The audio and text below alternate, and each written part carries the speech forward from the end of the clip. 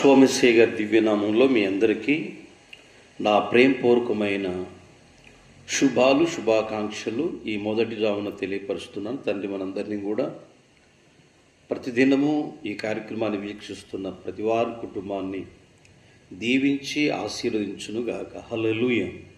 ఒక పాట విందాం. తండ్రికి మహిమ కలుగునుగాక. హల్లెలూయా. సువార్త ప్రకటించువారి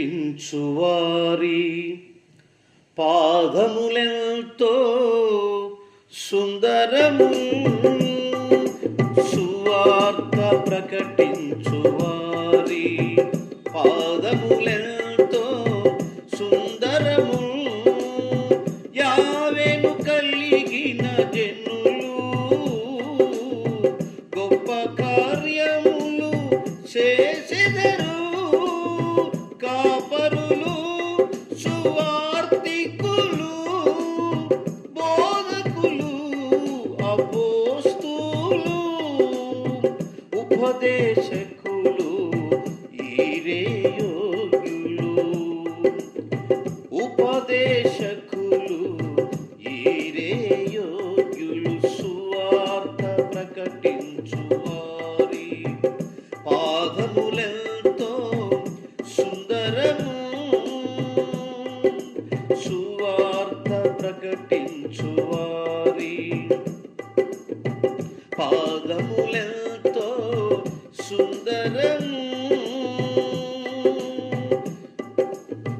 యావే ఇంటిలో నమ్మకస్తులు జనులను నడిపించే నాయకులు, యావే ఇంటిలో నమ్మకస్తులు జనులను నడిపించు నాయకులు, మోసే వంటి విశ్వాసవీరులు ఐగుప్తి నోడించు యోధ శూరులు, ఐగుప్తి నోడించు యోధ శూరులు, కాపరులు సువార్తికులు బోధకులు అపోస్తులు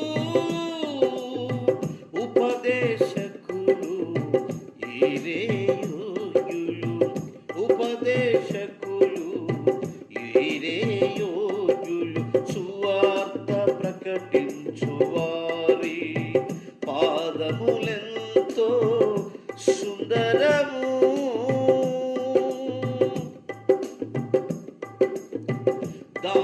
దానియేలుల బహుప్రియులు కన్నీరు విడిచే కావలివారు, దానియేలుల బహుప్రియులు కన్నీరు విడిచే కావలివారు, నిందలు భరించు సాత్విక హృదయులు, నిందలు భరించు సాత్విక హృదయులు, ఆకాశమందలి జ్యోతులు వీరే, ఆకాశమందలి జ్యోతులు వీరే, కాపరులు సువార్తికులు బోధకులు అపోస్తులు ఉపదేశకులు ఈరే యోగ్యులు, ఉపదేశకులు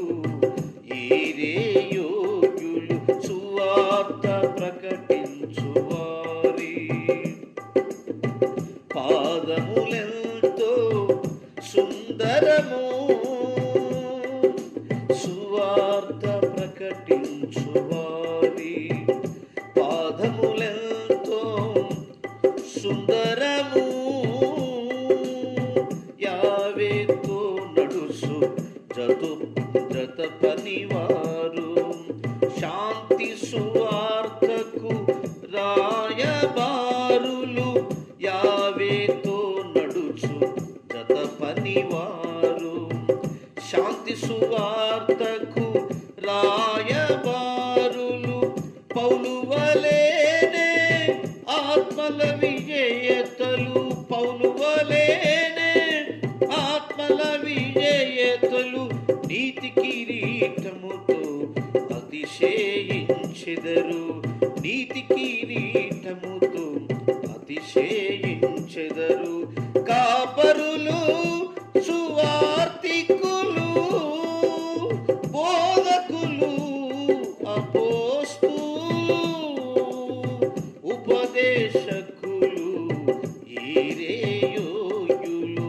కాపరులు, సువార్తికులు, బోధకులు, అపోస్తులు, ఉపదేశకులు, ఈరేయోగ్యులు.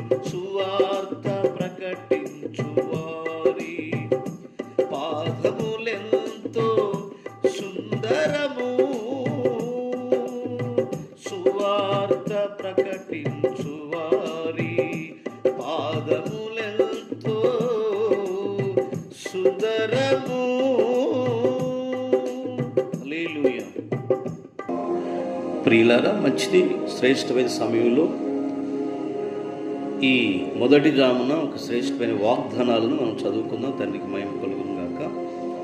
ఈరోజు పరిశుద్ధ గ్రంథమైన బైబిల్లో నుండి అంశాన్ని మనము మేలు పొందటం ఎలా అంటే, శ్రేష్టమైన గ్రంథంలో నుండి కొన్ని మాటలు మనం బైబిల్ గ్రంథం తెలియపరుస్తూ ఉంది. ఇర్మియా గ్రంథము 27:18 సర్వోన్నతుడు సృష్టికర్తను మనం బ్రతిలాడుకుంటూ ద్వారా మనకు మేలు కలుగును అని రాయబడింది. ప్రతిదినం ఆయన పాదాల దగ్గరికి వెళ్ళి ఆయన పాదాలు మొక్కుతూ ఆయన సన్నిధిలో ఆయన దగ్గర చేతులు కట్టుకొని జోడించి తల ఉంచి మనం ఆయన దగ్గర ఆయన బ్రతిలాడుకోలయ్యా, మాకు సహాయం చేయండి అయ్యా.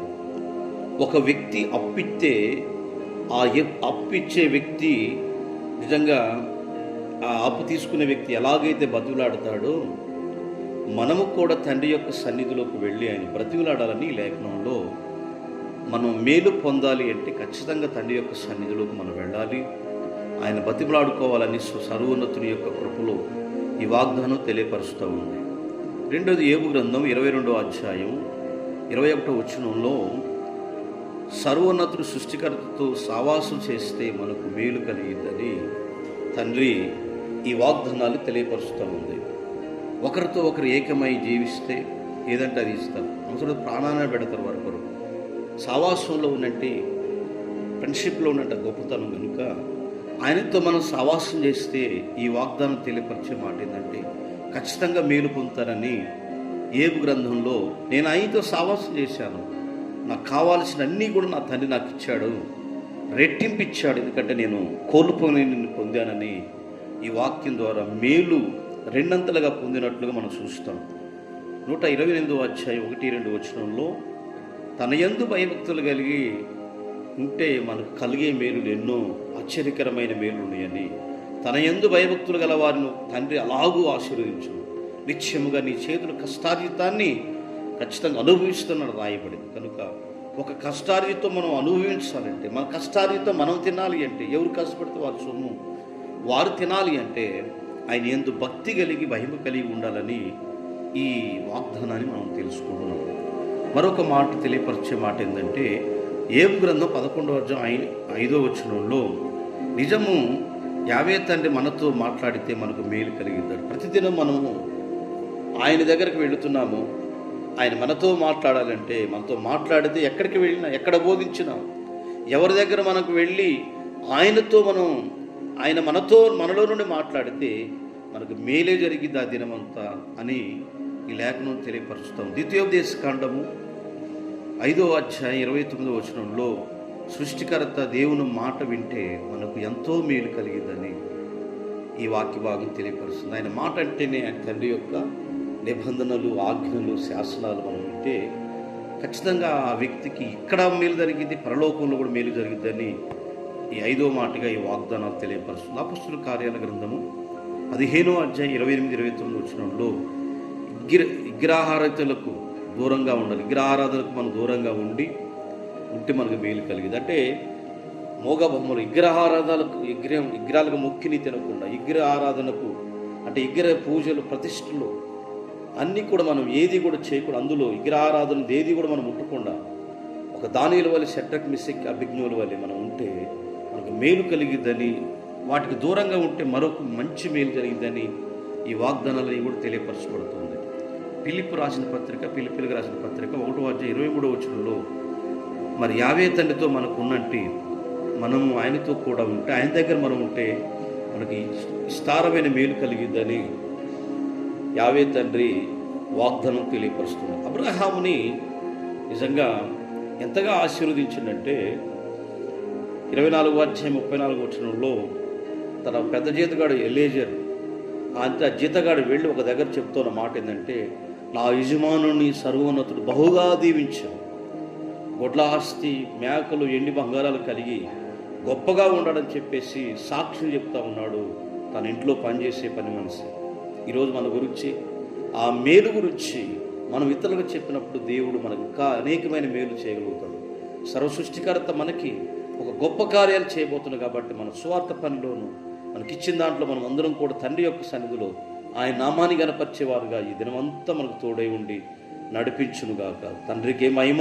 పరమతారి మనకిచ్చినట్టు ఈ యొక్క దినము ఎందరైతే మరి పుట్టినరోజు అలాగే వివాహ వేడుకలు జరుపుకుంటున్నారో, అలాగే గృహ కోటికలు సభలు జరిపించిన వారికి తండ్రి బహుగా దీవించి ఆశీర్వదించును. మహిమ కలిగిన తండ్రి పరిశుద్ధుడా, ఎందరైతే ఈ కార్యక్రమాన్ని తండ్రి చూస్తున్న వారిని వారి కుటుంబాలు దీవించమని, మేలుతో నింపి సహాయం చేసే కృపతో నింపమని, నీ దీవెనలన్నీ నాయన ఆశీర్వదించి కృప ద్వారా తండ్రి మేలు పొందే భాగ్యం దయచేయమని, మమ్మల్ని చేతులకు అప్పచెప్తూ తండ్రి దినమంతా మాకు తోడై ఉండమని, నీ దయలో మమ్మల్ని వర్ధిల్లింపజేసి తండ్రి ఈ పగటికాల సమయం తండ్రి నాయన ప్రతి రాత్రి నిమిషం మమ్మల్ని కాపాడి ఆశీర్వదించమని మిస్సైవారి రామం ద్వారా అడుగుతున్నాం తండ్రి. ఆమేన్. మీ అందరికీ నా హృదయపూర్వకమైన షాలోమ్ అండి. ఈ కార్యక్రమాన్ని వీక్షించిన మీ అందరికీ ప్రేమపూర్వకమైన షాలోమ్. తండ్రి మనందరినీ ఆశీర్వదించును గాక.